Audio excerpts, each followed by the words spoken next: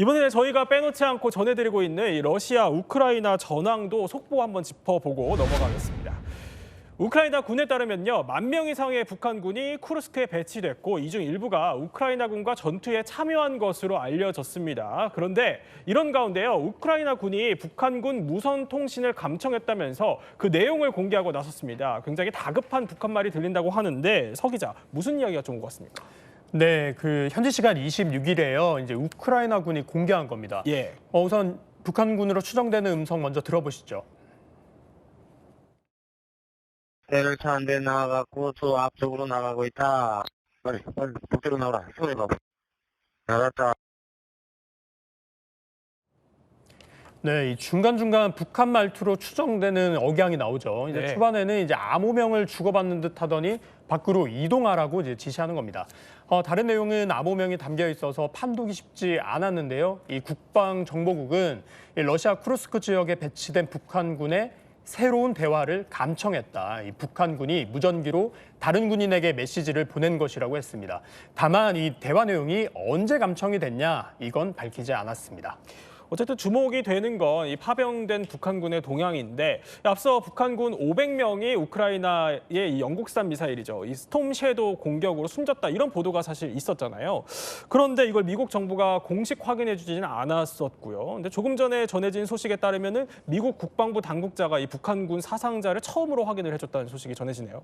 네, 이제 사실 그 이전에도 예. 이 북한군이 이제 사망했다는 소식은 있었잖아요. 그렇죠. 하지만 미국 정부가 북한군 가운데 사망자가 있다, 이렇게 확인한 건 처음입니다.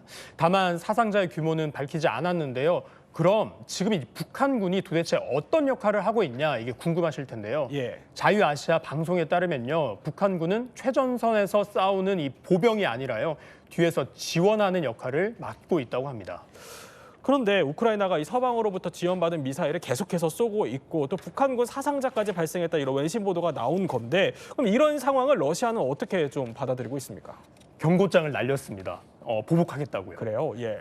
이제 러시아 국방부는 우크라이나가 23일과 25일 이 쿠르스크의 군사시설과 비행장을 겨냥해서 이 에이테크스 미사일을 발사했다고 밝혔습니다. 이 에이테크스는 미국이 제공한 거잖아요. 이제 먼저 23일 공격은 이제 쿠르스크에서 북서부로 37km 거리인 이 로타레카 S-400 대공대대를 겨냥했다, 이렇게 하고요. 25일은 이제 쿠르스크 할리노 인근의 비행장에 이 에이테크스 미사일 8기가 날아왔다고 합니다. 러시아군은 이 가운데 7기를 격추했지만 한 기는 우크라이나군이 겨냥한 목표물에 맞은 것으로 알려졌습니다.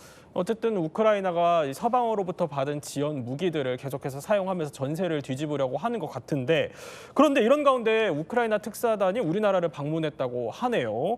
어쨌든 무기 지원 요청이 이번에 주 목적일 것 같은데 어떻습니까?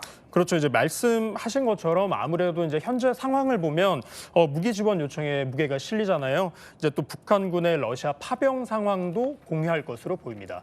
이 특사단은 오전에 입국했는데요. 용산 대통령실을 찾아 이제 윤 대통령과 신원식 국가안보실장 등을 만날 예정인 것으로 알려졌습니다. 근데 우크라이나가 이런 정황 상황 속에서 한국에게 바라는 무기가 있을 것 같거든요. 네, 요약하면 방공 시스템과 포탄, 그리고 이제 박격포로 압축할 수 있습니다. 네. 특히 이 젤렌스키 대통령은요, 이제 지난달 31일이죠. 이제 언론 인터뷰에서 한국에 가장 원하는 것은 이 방공 시스템이라고 밝힌 바 있죠. 이제 공중 위협에 대처하겠다는 거죠. 앞서 또 젤렌스키 대통령은 국방장관 손에 이제 무기 요청서를 들려보낼 거다, 이렇게 네. 예고했었는데요. 중거리 방어용인 이 천궁, 이제 한국형 패트리식이라고 이제 불리잖아요. 또 이제 대전차 미사일인 이 형궁, 그리고 저고도 방어용인 비호복합, 그리고 155mm 포탄 등을 염두에 두고 한 게 아니냐, 이런 분석이 나옵니다. 그러면 윤석열 대통령은 이번 무기 지원과 관련해서 특사단에게 어떤 좀 입장을 내비칠 걸로 전망이 됩니까?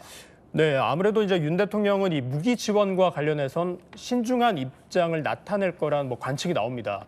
윤 대통령이 지난 7일 기자회견에서 이제 언급했던 걸 토대로 한번 살펴보면요. 네. 당시에 이렇게 말했잖아요. 이제 북한군의 관여 정도에 따라 무기 지원도 배제하지 않겠다, 이렇게 했는데 이 북한군의 관여 정도, 이 조건을 단 건데 이 무기 지원의 시기와 수위는 꼭 집어 언급하진 않았습니다. 네. 그동안 정부는 이제 바이든 행정부 입장에 맞춰서 이제 방침을 정했었는데 그런데 이 우크라이나 전쟁 조기 종식을 이제 공언한 이 트럼프가 당선되면서 이 무기 지원은 사실상 딜레마에 빠진 이제 모양새입니다. 네. 또 러시아가 한국에 무기 지원을 하지 말라 이렇게 뭐 경고장을 날린 것도 한국 예. 입장에서는 부담입니다. 우리나라도 우크라이나에게 선뜻 무기를 지원하기에는 여러 가지 정무적인 판단이 좀 필요하다 이런 설명이시군요.